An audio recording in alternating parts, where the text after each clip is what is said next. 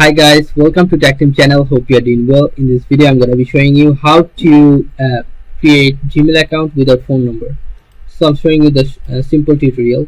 Step 1, open your settings from your phone. Then you can see here Google. Go to here Google. You'll find here this arrow sign. It will be only happen in Android, so you can try. Then you'll find here add another account.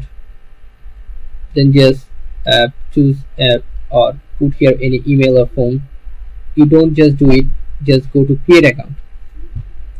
Then you can name your accounts, date of birth and your gender. Click on next. Then choose any mail, click on next. Then click on skip. I agree.